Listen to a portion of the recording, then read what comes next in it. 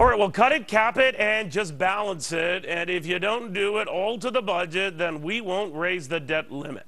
It is a pledge several lawmakers expect to sign tomorrow. Will my next guest be one of them? Wisconsin Republican Senator Ron Johnson. Are you going to be one of them, Senator? Well, Neil, I have some concerns about that. It's not the way I would have written it. You know, if we can get structural reform on the entitlement programs, you know, I certainly think that's something I'd like to agree to as well. So, you know, it's not the way I would have written it. All right, so it is fair to say, though, Senator, that you and many of your colleagues, at least in the Republican ranks, want to see some quid pro quo, right? That if you're going to vote to increase the debt limit, it's got to be a like dollar amount in planned spending cuts. Right. I'll tell you, listen, here's my pledge. You know, I'm the only one talking about actually operating under debt ceiling budget.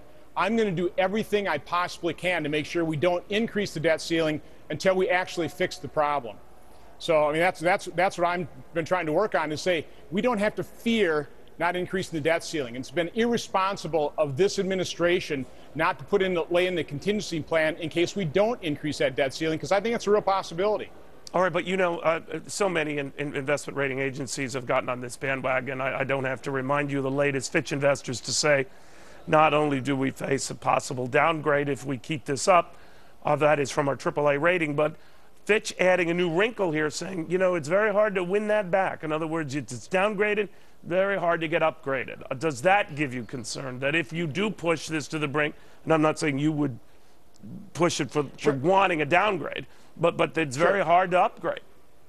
Right. Listen, that concerns me. But Neil, it's the fear of arguing over this debt ceiling that is preventing us from actually solving the problem. And I tell you what I fear far more, and that's the actual functional bankruptcy of this nation. You know, when we no longer have the reserve currency, when we can no longer print our way out of this problem and continue to delay this and kick the can down the road, I fear the real bankrupting of America, not just this debt ceiling vote. And I think that's, you know, people like Stanley Druckenmiller, right. The piece he wrote in the Wall Street Journal. I think that's the point he was trying to make. And that's what I fear is, you know, the real functional bankruptcy of this nation, which is what we are hurtling toward if we don't actually solve this problem. We should point out what Stanley was criticizing, just as you were elaborating on, was the notion we're here for a reason. It's what we've been doing leading up to this that's been the real source of our problems. If it isn't resolved, how long do you think before the U.S. would default on an obligation? Well, the point I'm making with my debt ceiling budget is the fact of the matter is if we don't increase the debt ceiling, we'd have to live within our means. And according to President Obama's own budget, that would be $2.6 trillion, which is $800 billion more than the $1.8 trillion we spent just 10 years ago under President Bill Clinton.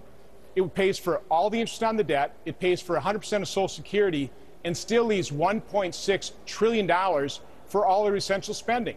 And Neil, that's only $200 billion less than we spent just 10 years ago. So it doesn't have to be a crisis if we actually plan for it. And that's what I think is so irresponsible of this administration, this president, you know, trying to scare the American people, trying to scare the markets. That's why Fitch starts talking this way, because the administration is scaring everybody. Well, Fitch was no big fan of Republicans either, but your point is well taken. Senator, thank you very, very much.